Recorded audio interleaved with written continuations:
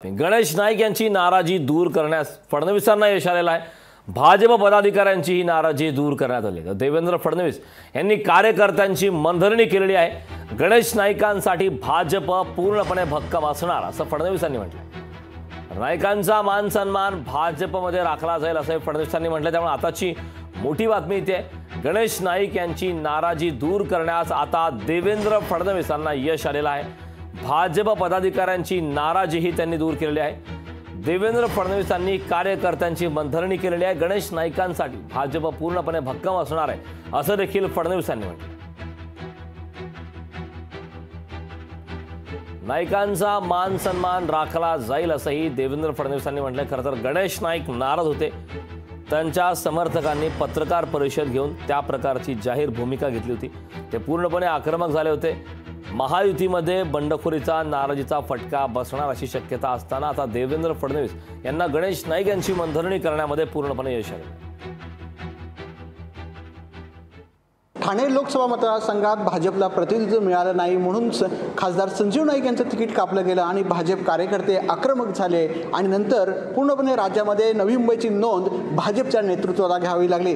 आता देवेंद्र फडणवीसांसोबत गणेश नाईक यांची मीटिंग पार पडली। या मीटिंगमध्ये नेमकी काय झालं या संदर्भात नवी मुंबई जिल्हाध्यक्ष माजी आमदार संदीप नाईक सर, बैठकीमध्ये काय झालं? तुमची नाराजी आहे ती दूर झालेली आहे?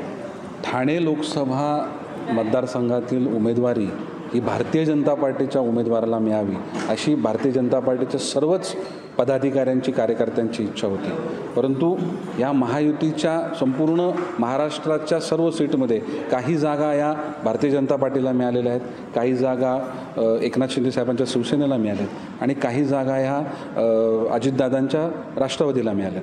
त्यामुळे ह्या सर्व कार्यकर्त्यांनी आपल्या शहराच्या विकासाकरता आणि नवी मुंबईच्या प्रश्नांकरता आपल्याला प्रतिनिधित्व मिळावं अशा प्रकारची इच्छा व्यक्त केलेली आणि त्याकरता त्यांच्या ज्या इतर गोष्टींच्या मागण्या होत्या आणि ह्या आमचं म्हणणं हे कोणीतरी ऐकावं आणि आम्हाला पाठबळ द्यावं अशा प्रकारची मागणी ही माजी नगरसेवकांची आणि कार्यकर्त्यांची होती।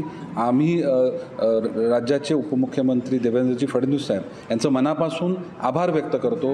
संपूर्ण महाराष्ट्राची प्रचाराची धुरा सांभाळताना इतर राज्यामध्ये देखील प्रचार करत असताना नवी मुंबईतल्या सर्व कार्यकर्त्यांचं म्हणणं ऐकून घेण्याकरता, त्यांना पाठबळ देण्याकरता त्यांच्या व्यस्त वेळेमधून वेळ काढला आणि एक चांगलं मार्गदर्शन आणि या सर्व कार्यकर्त्यांना एक बळ देण्याचं काम देवेंद्र फडणवीस यांनी आज केलं आहे आणि त्यामुळे सर्व कार्यकर्ते ज्यांनी राजीनामा दिलेले त्यांनी सर्व राजीनामे परत घेतलेले आहेत आणि उद्यापासून महायुतीचे उमेदवार नरेशजी म्हस्के यांच्या प्रचाराला जोमानं भारतीय जनता पार्टीचे सर्व कार्यकर्ते हे उद्यापासून लागणार आहेत। कॅमेरामन ज्ञानेश्वर वाडेसह विकास मिरगणे, लोकशाही, नवी मुंबई।